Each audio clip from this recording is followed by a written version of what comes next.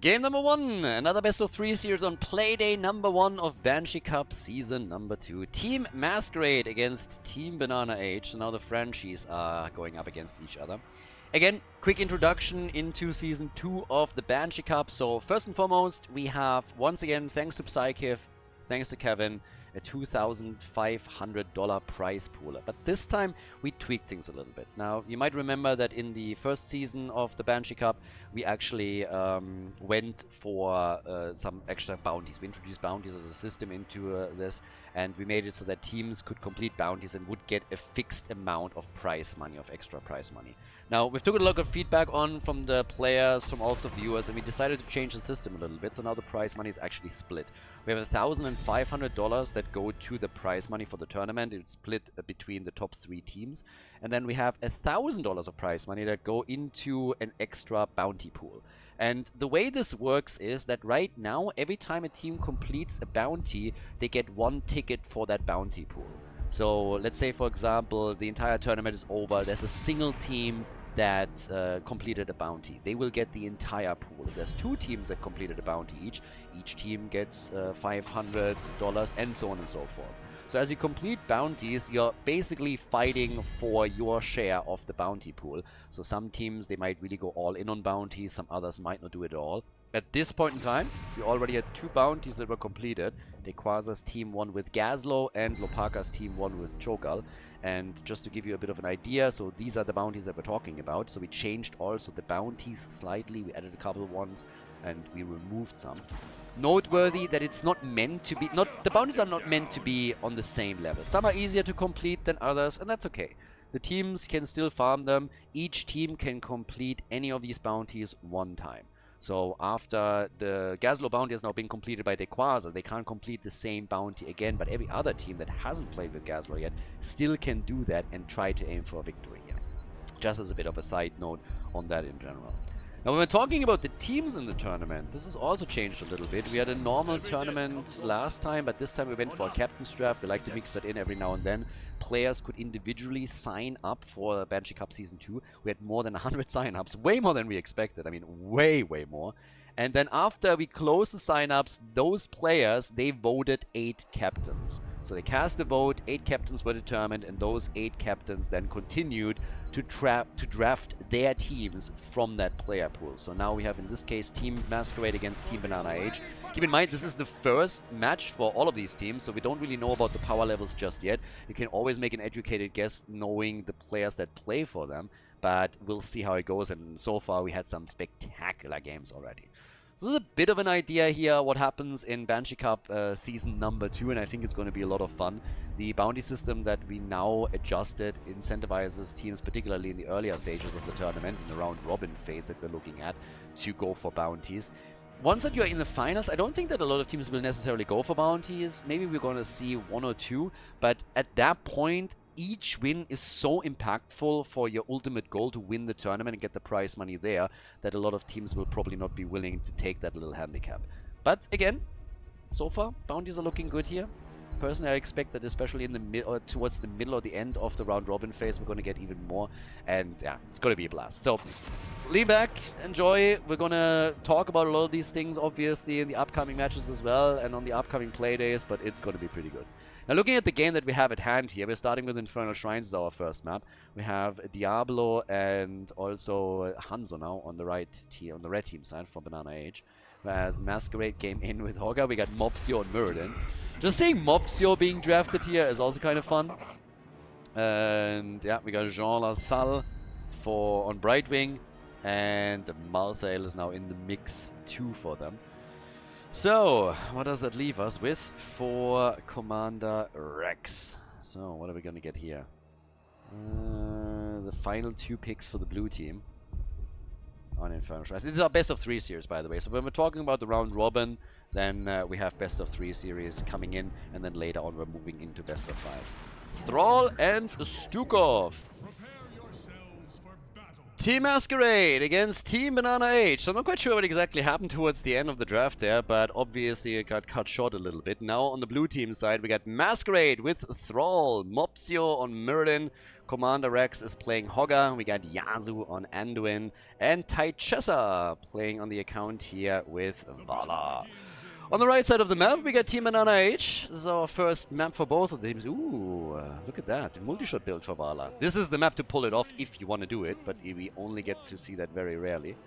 As I said, BananaH team on the right side with Hanzo for BananaH. We got Johan on Diablo, Jean Lassalle on Brightwing, Itrax on Tychus, and Otmek is playing Malthael. I actually think that this is pronounced completely differently. I'm not quite sure if it actually is pronounced Otmek, but I'm running with it because nobody told me anything else. Like with some of the guys, obviously like Morenas for example, by now I know, but I casted him in the past and I cannot remember if there was any special way to pronounce this or not. So yeah, that's the thing. But yes, either way, we are now looking at level 1 Journeyman cooking. We have alright, Thrall is gone within seconds, so goodbye. And yeah, the Journeyman cooking is in, and we're also going to get the fire at will over here. And that is specifically something that I'm really interested in, because we don't get to see Vala using that talent these days all that often anymore. If again you do it your own Infernal Shrines, but even here going for an arrow build or going for an auto attack build is normally the play to go. So yeah, that's pretty much it. But then again, with that now we have a bit of an advantage for Team BananaH, at least when it comes to the initial kill here. Teams are of course now after the 1 minute mark pass and the camps have spawned going for their own mercenary camps, and this is where Hogger really becomes super useful. Can easily just like pong this out mega quickly. On top of that, we're now having 6 stacks for Vala, and this is gonna get really interesting when we're talking about the objective, because once that you're playing around the shrine, Vala gets of course value against the shrine minions and against the opponent at the same time. So yeah, that's going to be pretty big there. Malthael all the way up at the top now is going to just push the lane out, but we have 4 heroes just going for additional camps down at the bottom of the map, and they're locking this in fairly easily. So yeah, easy play for them. Make a bit of a move to try and get the initial lead, at least on mercenary experience. But it's the red team that walks away with the earlier level 4 here. Half it obviously because of the kill that they were able to lock in for themselves. Tychus going straight into the Master Assassins. Now again, a quick reminder, that's normally a talent that you take not only for... Well, you don't take it for quest completion, you take it for the passive gains that you're getting there. So, for the passive lead. On top of that, we now have Arsenal, we are also getting Reverberation in, and we got the Frostwolf pack. Specifically with Frostwolf pack, we'll keep a bit of an eye on that and see if we can complete that in a timely fashion and then capitalize on it. Specifically the mana management. I like that Mopsio was immediately thinking about invading here and maybe jumped in a bit too deep. Going up against Tychus is obviously also a bit strange if you're the frontliner. There's no bigger they are in this case though, but it's still, he still can dish out a lot of damage very quickly against you. Part of the reason why he's picked in the first place is, of course, the fact that with Odin you have really nice control around the shrine. You can go for that super quickly, and with that we now have still a bit of a lead for them. Topside Thrall, and the quest stacks are coming in very quickly now for Taichessa. So Vala is already sitting at 13. She is going to get the reward then pretty quickly, and will then of course stack past that, but that additional damage is always sweet. So you're really trying to just carpet AoE everything around the shrine whenever this thing pops up and just do your worst, and should be able to get a lot out using this whenever the cooldown is readily available. Mascarade for a second with Thrall a bit in trouble here, but still totally fine on that end. The problem is that Hogger isn't. Yeah, that's the end of Hogger, so he's down. The triple front line for them did initially work, but now they're falling behind on the objective, and that's the first one. This is when Tychus doesn't even have Odin yet. So that's another problem for him right there. But with that said and done, we now got 2-0 on the kill count, and level 7 kicking in a bit sooner. So here we go. Frozen Punisher. And that's usually the big boy. So in an ideal world, you want to take that 4 down. If you can just drop 50% of its HP, that's already a nice start as well. Vala, of course, with a follow-up on level 7 on the Hot Pursuit. And the quest is completed for Thrall. So yeah, nicely done. Thrall actually completing this really quickly. Already 4 minutes in, and he's done with his level 4 quest. Nice for his mana management and the potential synergy with his level 16 if he decides to go Alpha Wolf on this, which is highly likely. Specifically against Diablo, of course, who is going to benefit from the big hit point pool later on in the game. And talking about Diablo, already making the next engage against Anduin, and Yasuo is down. Anduin is gone, and Tychus is pushing them back too. Now the fort hasn't taken too much damage, a little bit here, but Team BananaH off to a good start. 3 kills to 0, winning the first objective, and now even taking another kill against Muradin, so damn. They're beasting the early game, they really are. 4 kills to 0, level lead nearly. And on top of that, we're now looking at them most likely aiming for an early level 10. And then they can just start push for some structures, maybe even take the next objective. If they're getting more kills, they can extend that lead, of course, even further. The quest on level 1 for Vala is now completed, and she is continuing to stack beyond that, which should be interesting in the late game. I mean, again, she can really do some work the longer the game lasts. The problem is really that you are starting to become, or you should at least become a bit worried that you're going to get snowballed here. All that happens before level 10 is always, there's a bit of an asterisk to it, because level 10 changes the dynamic very heavily. But the fact alone that they won the first objective so easily and now have finally Odin available, that's quite another one. So yeah. And by the way, when we're talking about, there's obviously, we talked a lot about like bounties and what we could potentially see, some new bounties that we brought in, talents that we put bounties on.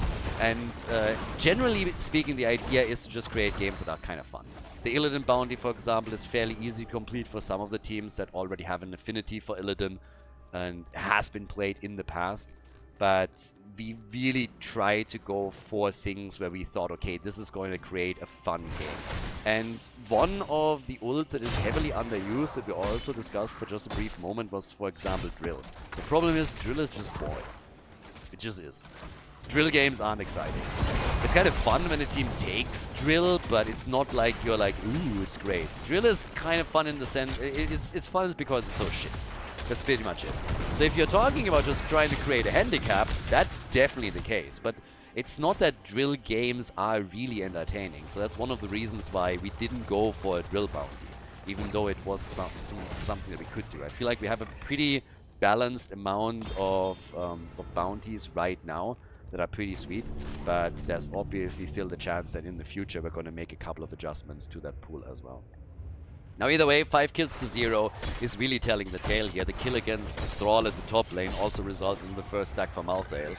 So that's another one. But with the next objective here, this is really one where Team Mascarade would benefit from a bit of a win. Because if they lose out on the objective too and maybe lose a few more heroes in the process, then it's starting to become tricky very quickly. They're already in a bit of an awkward spot here, being a level behind, having gotten a single kill. But if they're losing here, that would be kind of nuts. For now, they are taking a significant lead on the minion stacks, and this partly because half the red team is even here.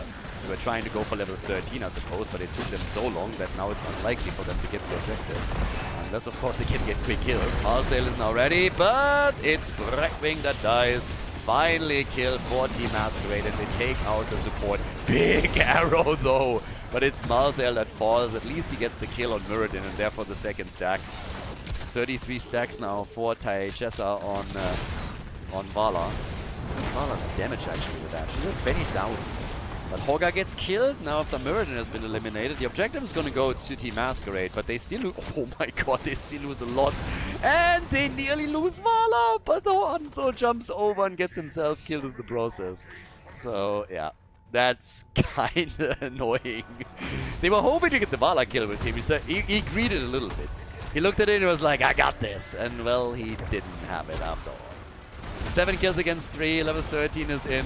Still some aggression against Vala here as they baited the Punisher over. So, yeah, good for them here. But what else can they now do with this? Because there's not a lot of damage that has been done on this end. The top side fort has been destroyed, by the way. The push on from Malthael earlier really helped them here. And in the middle, this fort has also taken damage. So there's still a significant lead for the red team. And here we are. We got Inevitable End in. On top of that, we got the Spray and Pray now. Both teams, of course, with level 13 talents.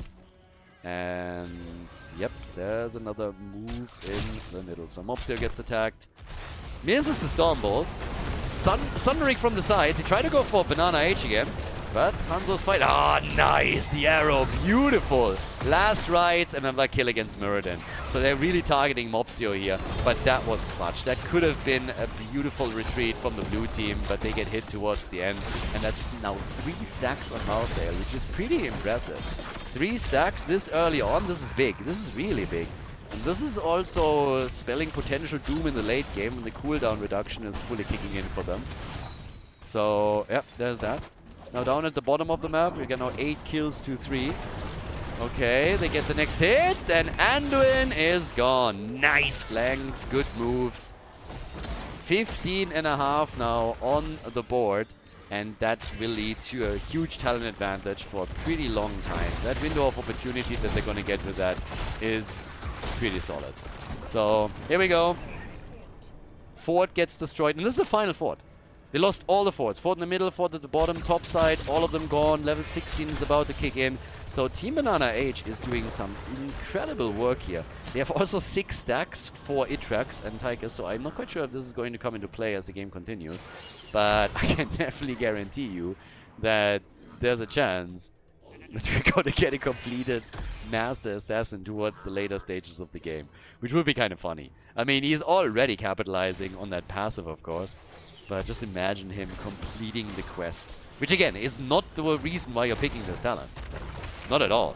It's the fact that the passive also applies to Odin. That's the big part here. So yeah, they're dominating the map for now. It's also about the next objective here. A couple of walls being taken out, trying to deny a bit of vision, of course, with that too. Vala now on 40 stacks with 28,000 damage. Still a bit behind Tigers and also Hanzo. And yeah, there we go. So next camp is being taken, and this time they are just using level 16 in order to bully their way towards the opponent's camp and steal it away from them. And here we are. Big play for the right side. Making the same move right here and then going for the top lane. There's still no level 16 for Team Mascarade. I guess in the next 10 seconds they might be able to close the gap a bit more, but by the time that they're moving towards the top, they're definitely going to fall behind a bit, since Malthael is now taking this on. And they still got to deal with the camps too. Question is still how the red team is playing this, but they will take the initial lead on the objective. Stormbolt also missing. Muradin gets bullied into a corner again and very quickly chunked down by Tigers and by Hanzo. So that's a ton of damage. Here comes Odin. Oh, nice heal. And the Sundering. Damn, they are still not losing anybody here, are they now? Thrall is gone, another stun, and Nano is in so much trouble. Sorry, Taichessa is in so much trouble. They go for Muradin though and drop Mopsio. So that is now 11 kills, 2-3, a 5 versus 3 situation on the map. And they have Malthael topside, dealing with the objective as the rest of the team is starting to soften up the wall at this one. So, yeah. Big plays. Another stun into the wall here. Commander Rux is losing some of his hit points. Wall gets destroyed. We have a 2-level advantage now for BananaH, and they're already pushing for the keep. As long as Thrall and Muradin are not both back, they can definitely start to soften this up a bit. They're not going to lose the objective. Malthael has all the time in the world up at the top lane. So yeah, this is starting to become very, very dangerous. 49 stacks now for Vala. They keep it at 39, so they can at any point take the Punisher. But before that, they can even pull a bit further ahead in experience and just try to get closer to level 20. I mean, they can really just line this up. Push out the bot lane a little bit, do whatever they want here. Diablo's already moving in, so it seems like they're going for it right away. And there it is, Mortar Punisher for them now. Still trying to figure out where exactly the blue team positions themselves. They're playing with vision a bit and go for another camp down here to at least apply some pressure. Vala now with 38,000 damage, 43,000 for Hanzo. But the goal is get that keep. Get the keep, take the first one out, and see what you can do with this. So, yeah, time will tell. There's the jump into the Apocalypse. Nice. Good follow-up. And last rights eliminates Hogger. Another stack for Malthael. I mean, his cooldown reduction at this point is already incredible. And we're only 14 minutes into the game. Just imagine it's going to 20 or 25 minutes. He's going to get this thing completed and just YOLO them out time and time again during the fights. Diablo is dead. The problem is so is Muradin. And Muradin doesn't have any stacks. Diablo did. And now they're going for a core. This is a quickie. This is really a quickie here. They're trying to end the game early and take that 1-0 lead in the best of 3. BananaH on his boys with some serious game. Map number 1 is looking fantastic for them. The core down to 66%. Thrall is on the run. At least Tychus gets destroyed by Vala, and they're falling back now. Not pushing for it completely, but they could now, because here comes another wall stun. Anduin with the save! And this time, even last rights is not enough, and Malthael falls. They got level 20 though, but at least Vala gets killed as a result, gets Hanzo'd here, and gets destroyed. So, 60%. 60% left on the core. Level 20 against level 19.5 right now. Malthael has gone into no one can stop death, but it looks like he's going to run out the timer anyways. They have to wait for Tychus one way or another, so not really a reason to burn the cooldown here. Not really needed in that situation for them. Yeah, still going for the camp. The blue team, now that they have the superior numbers on the map, is trying to at least get themselves level 20 as quickly as possible. Vala with 56 stacks, 52,000 damage. She is starting to take over as top damage in the game. So again, as all of losing Diablo like that. Okay. Team Mascarade is building up a little bit of momentum here. At least Hanzo made it out. With a bit more luck on Muradin, they might have been able to get another kill. Muradin is Skullcracker. If he connects one, then that might have been another kill.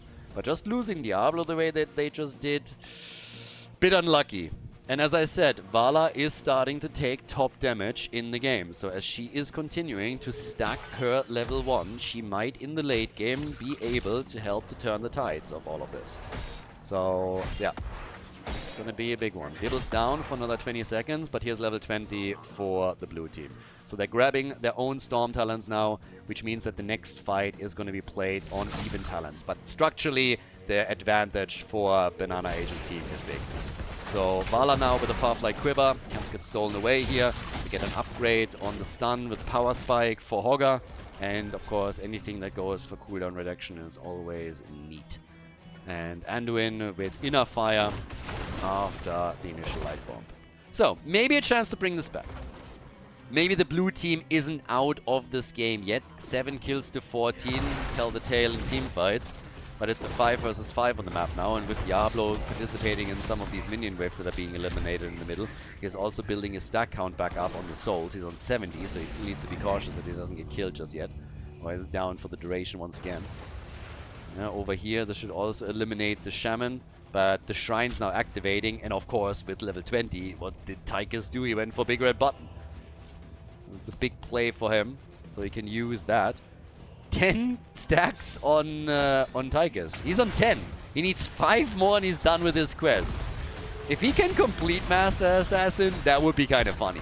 An extra 15% attack speed, that would be massive. That would be absolutely massive. Catapults on the core, by the way. They're 18 minutes in, so they're going to be likely defeated by the minion wave. But just saying, you should try and avoid those sneaking over to the core. Shield is not being broken through. Malthael gets attacked. Arrow is out, stops Muradin in his tracks. As we might get that another last rites later, but Hogger is low. So far, last rites didn't get them a kill in this. 5 stacks, by the way, from Malthael. 5 already. So he is likely going to get another charge in this fight, unless, of course, he dies, which he does. Well, actually, okay, he finally does, but they're trading the kill, and he has buyback, and he did. So he bought back, nobody can stop death. Mascarade nearly dies. Punisher's already taken. Diablo comes in, wants to go for Anduin, and Yasuo escapes somehow. Oh, the Punisher comes in and kills them both. Get wrecked. Did you see that? Like, what? The Punisher killed both of them. Check this out. I mean, this game is over, but he killed both. Look at this. Punisher comes in, and he's like, get wrecked. And then he turns around and murders Mopsio as well. Full 5-man team wipe, and the Punisher killed 2. Easy peasy. Damn, son. That bad boy really crushed them hard. 19 kills to 8. Game 1 goes to BananaH and his boys, the red team in the lead in this best of 3 series. GG. Before we head into game number 2, make sure that you subscribe to the channel if you haven't done it yet so you don't miss out on any future content here on Khaldor TV. Second map in the series, Tomb of the Spider Queen. BananaH and his team are in the lead now. Pretty convincing victory. Really well done on map number 1 on Infernal Shrines, so good job by them. Again, heroes can only be played one time within a series, so every single hero that you just saw on the first map cannot be picked again, won't be played again. And now the question, can Team Mascarade come back? Can they make a comeback? Go full 6.5 out of 10 IGN. I kind of feel I have to explain that again. Too many people don't know that anymore. So basically, when Heroes of the Storm came out, IGN released a review of the game, and they rated it 6.5 out of 10.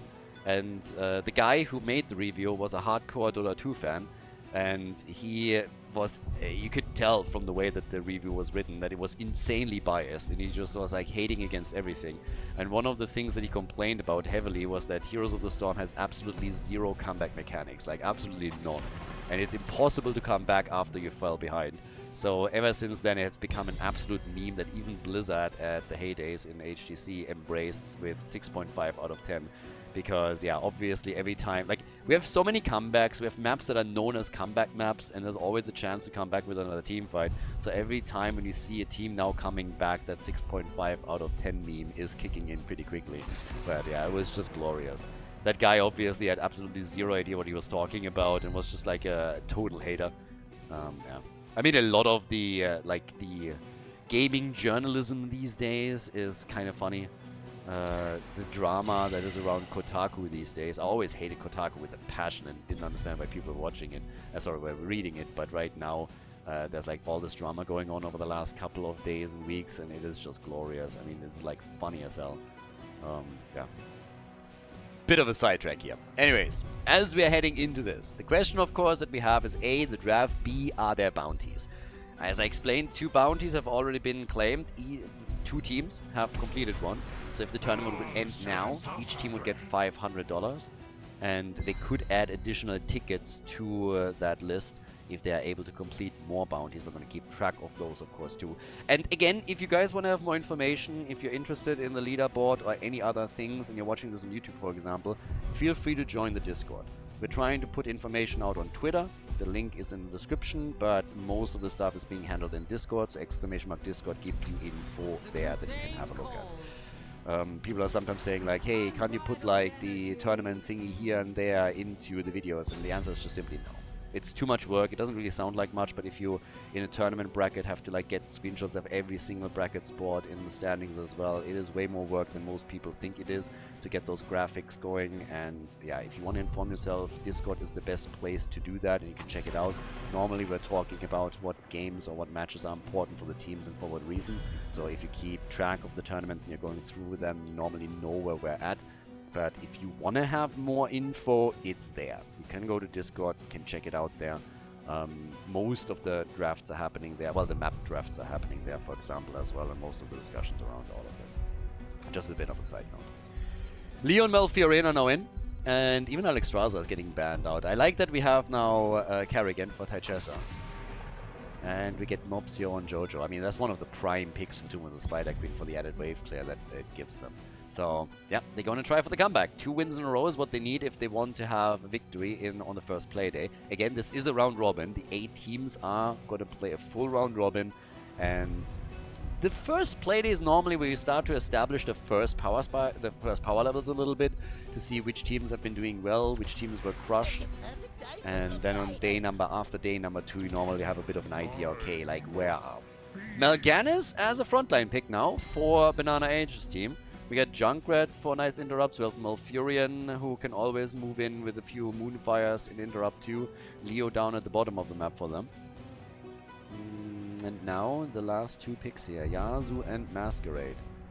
It's kind of funny to me also that Mascarade is... Mopsio is playing the main tank right now, so Mascarade is open to play other roles and go onto the side lane here. So, yeah, Dehaka and Rhaegar. Alright, so Johanna and Dehaka at the front together with Kerrigan, so a triple front line. And then we get the doggy. who can also come in for a bit of a melee bite. That leaves us with BananaH as the last pick, so more damage is needed. They got Mal'Ganis, they got Leoric, but, well, can they do it again? They had a fantastic first game. If they can build on the momentum that they just had there, then hey, this is going to be a quickie.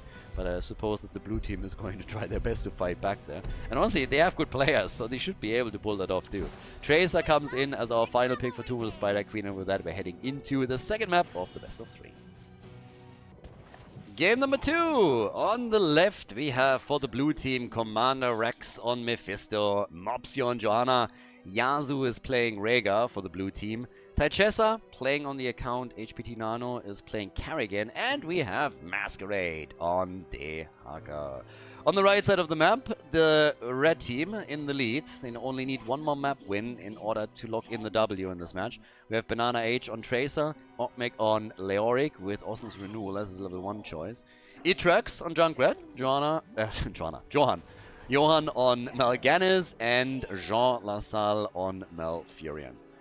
And I actually want to thank Jean Lassalle that he actually takes time out of his busy schedule to grace us here. I never really picked him for a Heroes of the Storm player. So, yeah, good to have him here once again. He participated in the first Banshee Cup, and you can really just tell his passion for gaming. So not only a man that has a lot of interest in politics and the workings of the world, and particularly France, but also really loves the Nexus and is trying to do his best here to represent his constituents in this particular game. So big shout out to him. And in case that went over your head, apparently Jean Lassalle is like a meme politician in France or something. So. But either way, now that we're having the first few fights coming in, it seems like we're going for some action right from the get-go. And not only Johanna, but also Carrigan are in a bit of trouble here. So, good damage. Kind of like the way that they're currently playing this one out, and even the bomb now connecting with Mopsio.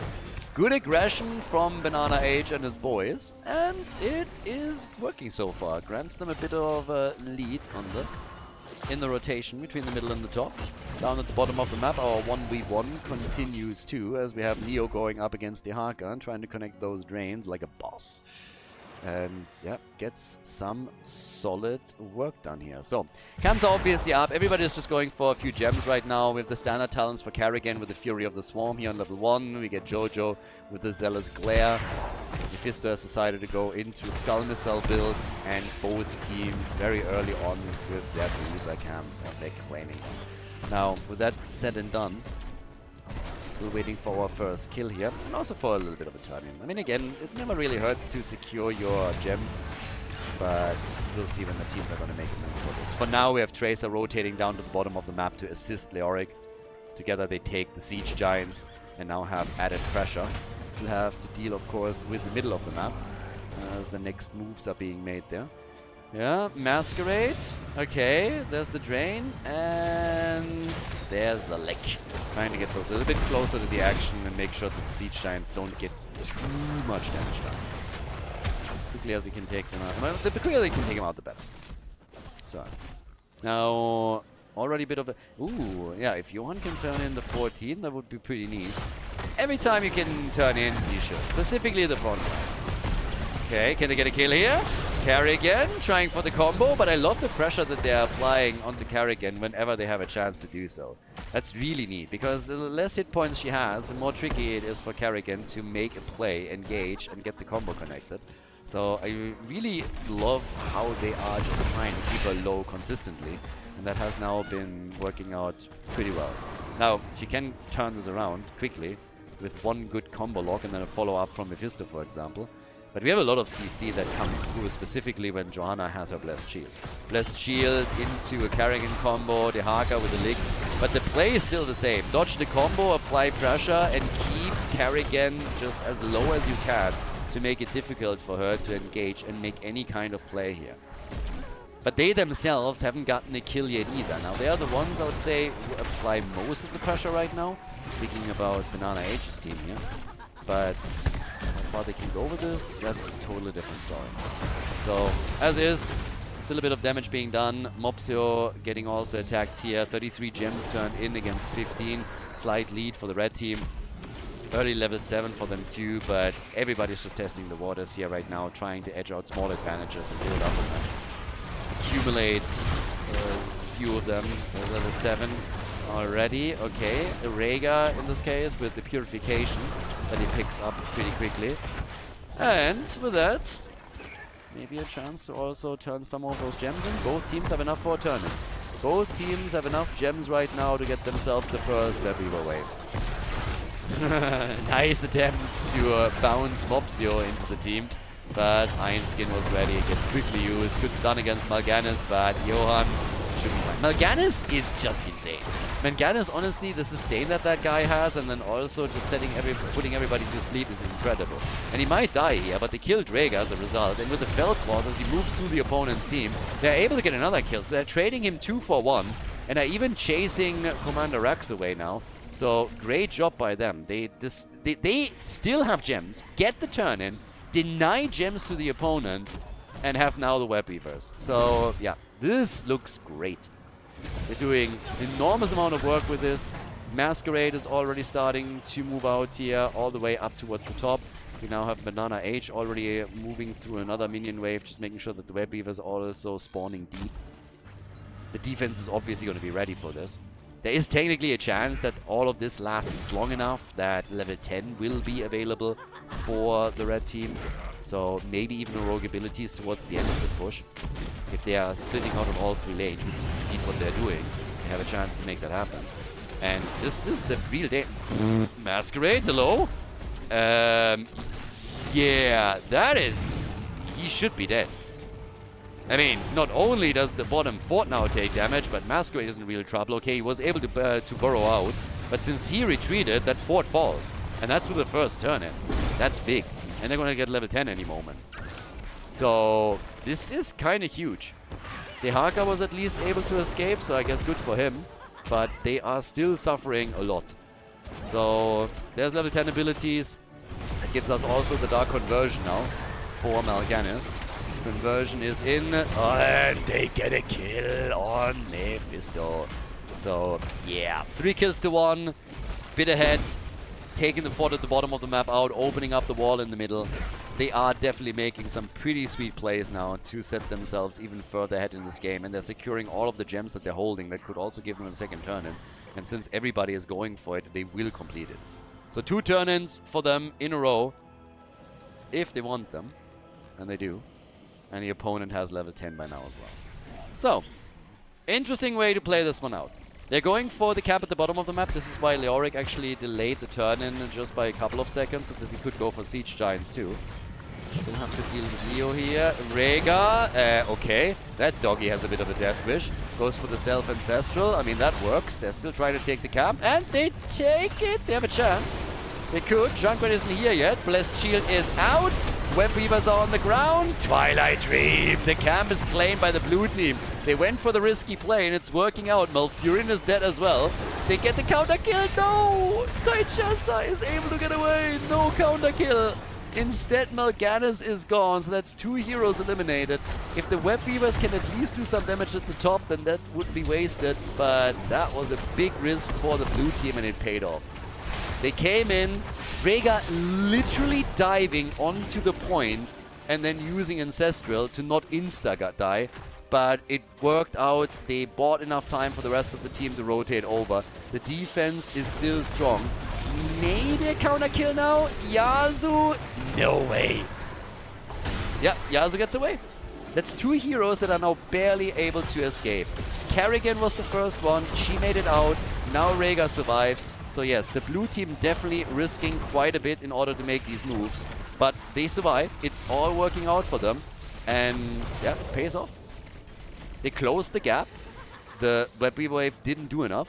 Mopsio himself has 43 gems, so he can more or less single-handedly go for the turn-in now. But yeah, it's actually pretty big. So off we go. By now we're having Otmec, trying to make the move again. Doesn't have his ult yet. Will have it though in a few seconds. They're trying to go for Kerrigan. Kerrigan is safe. Malfurion comes in with another ult, but Jean LaSalle gets crushed. And this is, I mean, it's a bit wild. It's kind of funny to me because the blue team is always so close to dying and somehow they keep all their heroes alive. Kerrigan is alive again! I thought at least this time she would die, but no. This is the 3rd or 4th time now that they were able to keep a hero alive that by all rights should have been dead.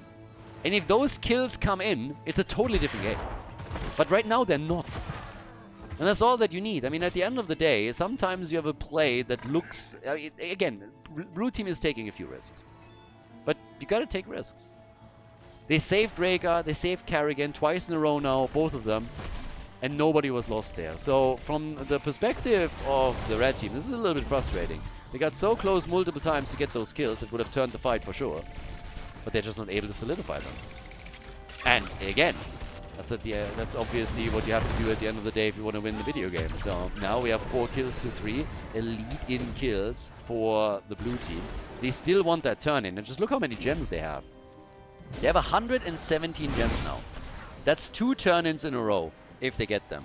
And you can imagine how much momentum they could be able to build up with those. Oh, Mascarade with a tactical pause because Kerrigan is dropping out of the game. So, Kerrigan is gone right now, and they have to get her back. But, yeah, here's the attack coming. All the way at the top, Atrax is now starting to move back down towards the bottom to help them out here. But the amount of gems that we have for the team in blue, that is a concern for Team BananaH. Because if they are able to get the double turn in, then there's going to be a lot of structures that will be lost. Just looking at the damage output, we now have 27,000 for Mephisto. Is obviously the biggest problem at this point in time for the red team. We have 36,000 for Junkrat. Malfurion is struggling a bit in some of these fights. He's now died twice, so that's another issue that they have to deal with somehow. Kerrigan was starting to connect a couple of combos here. But yeah, it's become a really interesting game. And who knows, we might actually look at another series that goes the distance and goes to game number 3. But yeah, time will tell. For now, it's just a question of whether or not the blue team can turn in. Because if they lose team fights, if they lose gems, then things will change. One fort has been destroyed, second fort is a bit low, but it hasn't been taken out, so it's all a question of whether or not you can deny your opponent's turn in and then just build on the momentum that you have around structures. But if they get 2 turn-ins in a row at this point in time, yeah, a couple of forts will be lost for sure. Especially, of course, if they can also build a few kills together with that. If that's going to happen or not, that's something that we still have to watch out for. By now, it's just all of a question if Kerrigan can reconnect. Obviously, we hope that this is not going to be a problem. But yeah, the situation is pretty tense right now because it could go either way depending on how the next 1 or 2 fights go. Alright, bad news. So apparently Kerrigan is actually gone. Taichessa is completely dropped out and not able to come back. And Mascarade, they just talked and they just said, alright, we're going to try with the bot. Now, that's obviously a bit unfortunate. We are now 10 minutes in the game, so it's like way too deep. If this happens early on, we normally just like restart the game. It doesn't happen a lot, but it has happened in the past. Most of the time you can just go for a restart, but at this point we're already way too deep, and it seems like he's also completely gone with no hopes of coming online. I'm not quite sure what happened there, if there's like some electricity drop or whatnot. But yeah, Mascarade and his boys are now going to try and make this work with a bot. But yeah, let's see what's gonna happen. I mean, it would be kind of amazing if they were able to, you know, take this playing with the bot. And it has happened in the past. It's been a long time ago. But it has happened in the past. But losing Kerrigan as a vital... It depends a bit on what the bot is, right? Kerrigan bots... yeah, she's a pretty vital part of the combo here. And if it's not synced up properly with the rest of the team, then this is pretty tough. They go for Mascarade, and he's gone. That's 46 gems that are already lost. Holy hell. 95 gems for Mopsio. He is 5 gems away from unlocking the secret mount. Kerrigan gets the Ancestral. Ooh, uses the Chrysalis too here. Alright, look at that. Kerrigan bot stays alive, at least for now. Not trying to farm her too hard, but I mean, at some point they have to attack her. So Kerrigan is gone, that's 5 kills to 4. It's kind of unfortunate, of course, that happens, but again, sometimes that's just what's going on. So, unless there is a chance to somehow turn this around, this looks like a bit of a 2-0 opportunity. Level 16 any moment, still a ton of gems in the hands of Mopsio. He's nearly at 100 at this point, but yeah, they are definitely suffering. They're in a huge trouble right now. So the push continues, they're going all the way down at the bottom of the map. The level 16 talents are now kicking in. We're getting more and more drained with the Crushing Hope and the Unyielding Despair for Leoric. no level 16 yet for the blue team.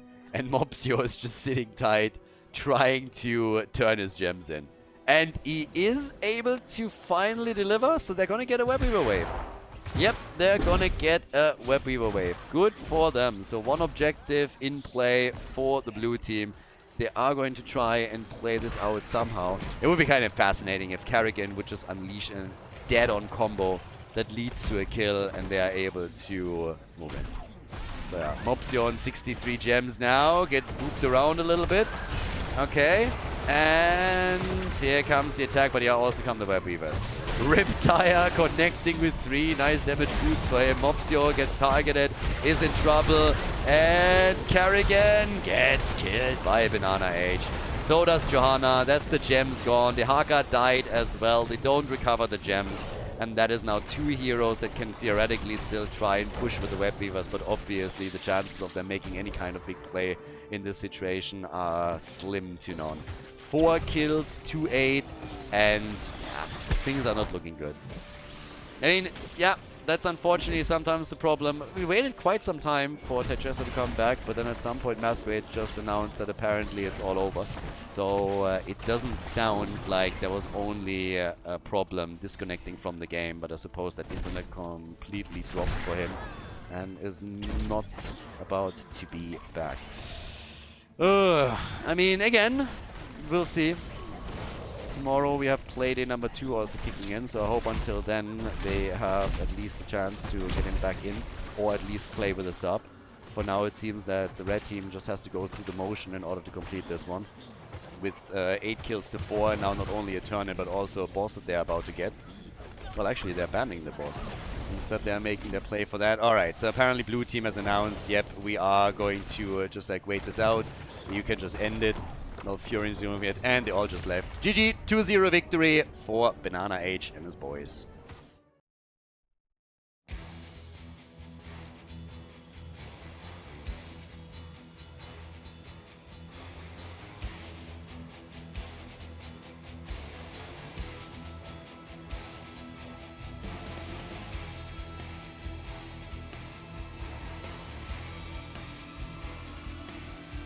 Thank you everybody for watching the video today. I hope that you enjoyed the show and the commentary.